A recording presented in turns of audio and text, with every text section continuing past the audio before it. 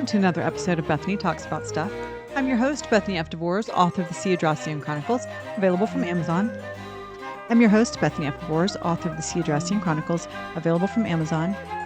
I'm your host, Bethany F. DeVors, author of the Sea Adrasian Chronicles, available from Amazon and Audible. So today, my guest is Rick DeVors. Introduce yourself, please. Hi, I'm Rick DeVors, author of this amazing book, Saga of a Southern Cop. Should disappear. Available from Amazon. And other fine booksellers online. Rick has written a memoir. So we're going to do an actual traditional interview. Well, hello, Mr. Fancy Pants. Or at least as traditional as we can make it. Are you prepared No, to be grilled absolutely by the not. master? I've been grilled by attorneys on a stand. I think I can survive this. I want the truth! You can't handle the truth! I think. We'll see. see. So a few little opening questions. How many times did you use your badge to get out of a speeding ticket? I plead the fifth. I know of at least one. The fifth. At least It's one. in the At least one. Constitution. We were I'm an driving American, to and Ohio. I am invoking my Fifth Amendment rights. Driving to Ohio through Virginia, and he was driving my car wildly fast because he thinks he's, I don't know. The greatest driver ever, yes. Oh, yeah.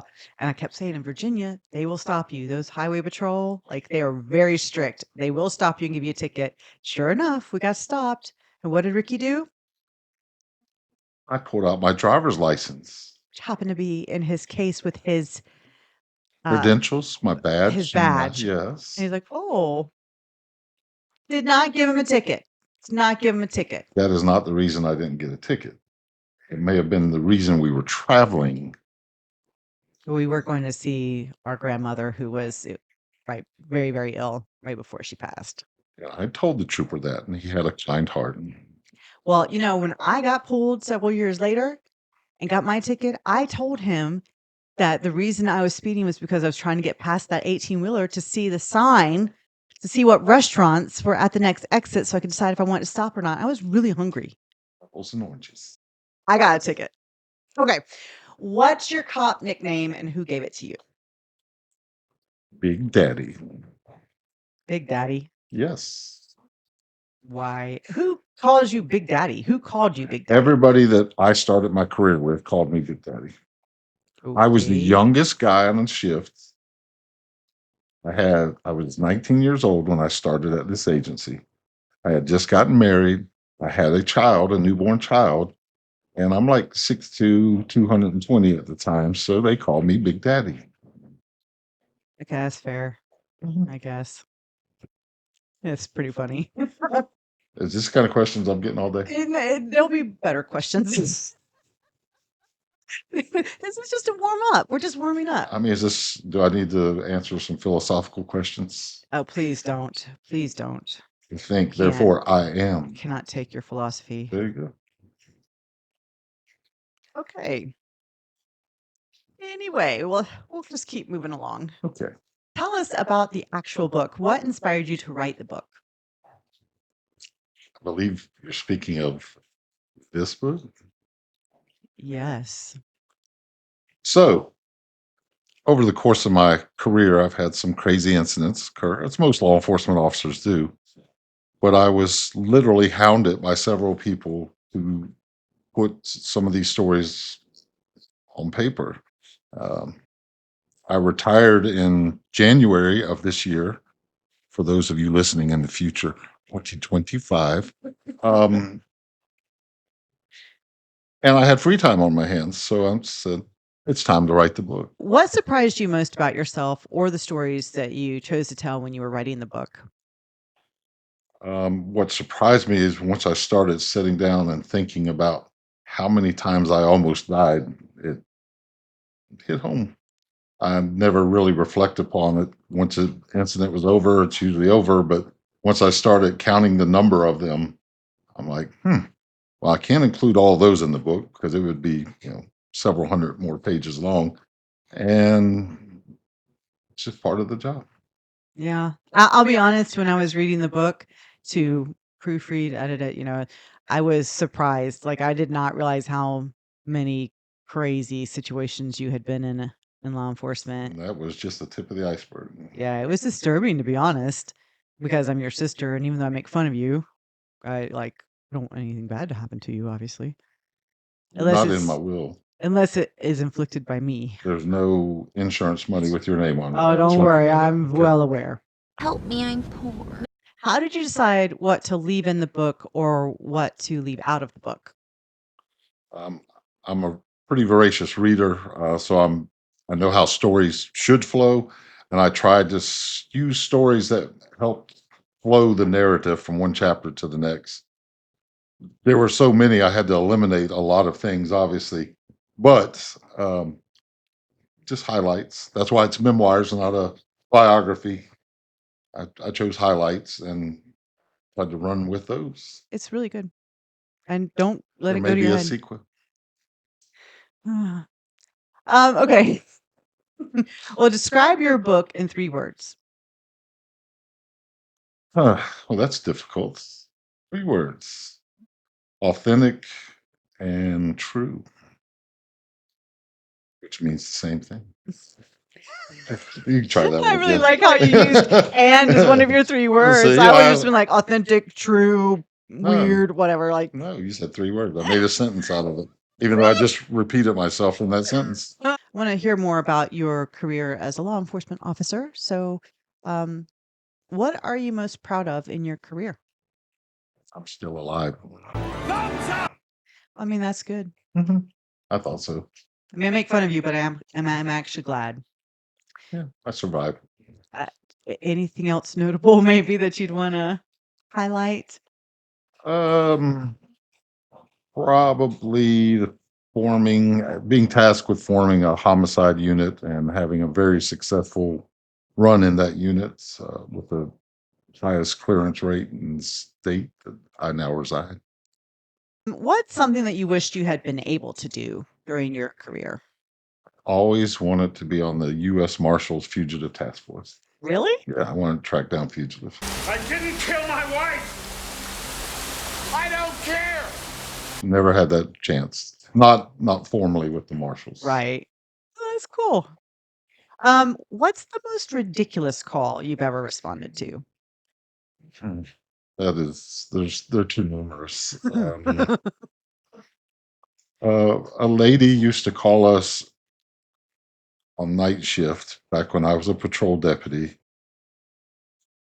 saying that her baby had been kidnapped. The woman was like 80 years old. There's no way she had a baby. She was Aw. very obviously mentally distressed. And one of the deputies came up with the great idea of taking a fake baby doll out Oh there. no. And we took it back to the woman and told her we found her baby, and she bought it. It's real. And she never called us back again. Oh my gosh. I have never heard you tell that story. Oh, there's so many. That one's not in the book. I would have remembered that one. So that's probably the most ridiculous one. That is pretty ridiculous. Mhm. Oh, poor old lady. Me out of here. Anything else notable that you just like to share? About my career? Mhm. Well, I am in my 40th year of law enforcement. That's notable. Started in 1985. At the time of this recording, future viewers, this is in 2025, so you can do the math and see that I am correct. You've been in law enforcement almost as long as I've been alive. My sister is trying to diminish her age. If anyone would like the facts, please reach out to me. Really? Mhm. How old do you think I am? 71, 72. I'm 49. Oh gosh, so old. Look at her. She's old. We'll move on now. Yes, let's move on. Okay, so I wanted to give you some time to give some advice and have some reflection. So, what advice would you have for people thinking of going into law enforcement? Don't. No! No! No! Okay. Not in this day and age.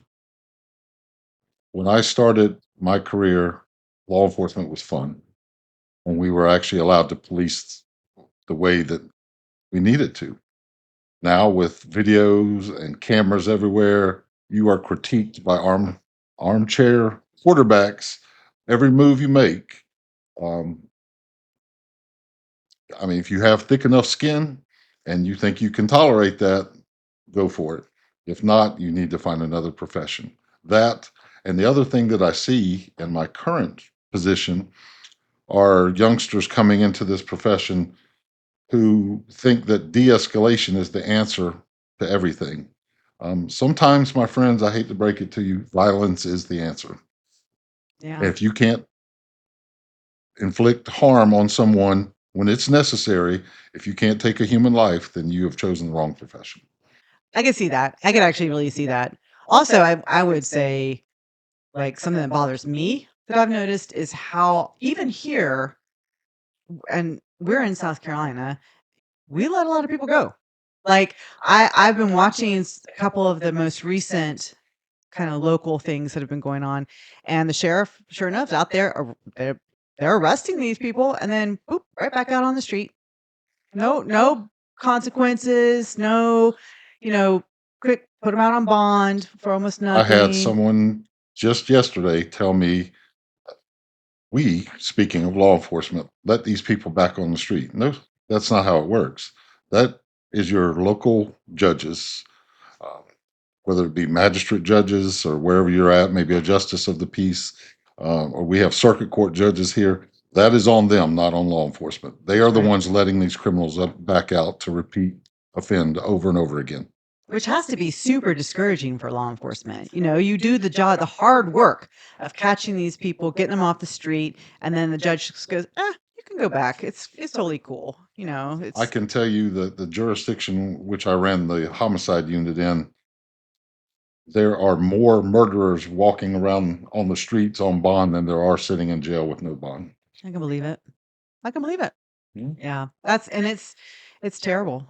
But that's one of the things that, we have to really be aware of as citizens, to know who to hold really responsible, and the cops. They're trying to do their jobs. Well, South Carolina needs to get with the program and elect judges like other states do, so that just like a sheriff or any other politician, if they're not doing their job, they can be voted out of office. Right now, they're appointed by the Senate, uh, Which is ridiculous. and it's just a good old boy system. It's ridiculous. Well, back to your book, though. What do you hope readers take away from the saga of a Southern cop, besides the fact that you're a legend in your own mind? That is my new nickname, the legend, but whatever. Um, Big Daddy just grew old. Such an idiot. What I'd like for them to take away is as the difficult job that these men and women are doing on the streets every day. I'd like for people to take away the fact that there are good cops out there. There are some bad ones. We all freely admit it, but 99% of the people that I've worked with throughout my career have been honorable, outstanding people, and I've depended on them literally for my life, and you can too. That's something I feel very passionate about, that we don't support our law enforcement enough, and that most law enforcement officers are there trying to do the right thing. It's an honorable profession. I don't care what anybody says about it. Our society, even with all the craziness we've had since 2020, our society would be in complete and utter chaos if it were not for the men and women who are still in law enforcement. 100%. If you could go back and give rookie Rick one piece of advice, what would it be? Don't do it. Wow. I asked him that question about getting married one time too. Yeah, don't do that either. That was the same Trust me. answer. Don't do it. Stop, don't come back. Really, I don't know that I would change a whole lot. I was very fortunate to have joined a department that's focused on training. I, based upon what I know of others who have been in this profession with me over the years, where I came from afforded me the opportunity to learn how to do law enforcement very quickly because it was a large metropolitan area, and they were very, very focused on training. And so I received some outstanding training from the get-go, which a lot of people are not afforded. Right. So training, training, training. You can't have too much of it as a law enforcement officer. So I would tell myself to get the training. And guess what? I told myself that and I did. Legend in his own mind, people. Okay, and to wrap up, let's do a little couple of like wild card questions. So, if this were made into a movie, who would play you? You know, the young actor, I'm not sure. For the old me, I want Russell Crowe. I just want to throw that out there to Hollywood. I can see that actually. Yes. I don't know the new actors, so I don't know who can play the young me. Dashing, handsome. Bad mustache. If your book had a blooper reel, what scene would absolutely make the cut? It's an interesting question. Yeah. Probably the monkey thing. The monkey thing. You guys, if you want to hear the full monkey story, No, they go got to buy back the and book. well, it's in the book, It is in the book. but also, and it's much better detail in the book, of course. But he did also tell the monkey story way back on my show when we talked about cop movies. That's in my interviews playlist if you want to see it. And what's your dream soundtrack for the movie? I think there'd have to be a lot of Jimi Hendrix, Machine Gun, things like that. Voodoo Child. I'm feeling that in my soundtrack. And I need my co-star to be Sandra Bullock, and I'm going to need to meet her personally so we can discuss some things. Yeah, I was rolling my eyes so hard that my head hurts. now. Sandra, trust me, you want to meet with me. You're my freebie. Oh wow, Always been my freebie. gross! You 2 are my marriages brother. been my Shh. freebie. Stop. Stop. She is. That's for you, Sandra. Oh. All right. Well, that was all of my official questions. So I was just going to see if you had anything you wanted to add. I did not dress up for this interview. I just came from a funeral. He came from a funeral, and I'm sick as a dog. So we're a happy bunch today. So what's up and coming for you? Work. Do you happen to have a book signing? I do have a book signing coming up in my adopted hometown of Bethune, South Carolina.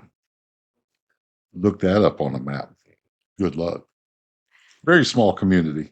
I'll put the information on the screen. But Yes, on October the 18th from 2 to 4 p.m., the Bethune Women's Club has been gracious enough to host me book signing. So I'll be there. I'll have some books to sell if you'd like to buy some. You will be able to get them at a reduced price. I will be there to autograph. There'll be food because the ladies in Bethune love food. And you can look at me and see I do too. So this should be a match made in heaven. okay, that's Rick DeVors, folks, cop, author, my older brother, which explains the chaos. If you're here for the monkey story, like I said, it's in another episode, and I will put that in the show notes. We've probably pretty much stuck to humans today. If you enjoyed the episode, like, share, and subscribe. It helps the show grow and keeps the conversation going, of course. If you have thoughts, questions, or favorite moments, leave those in the comments, please. I really do read the comments, even when they're weird.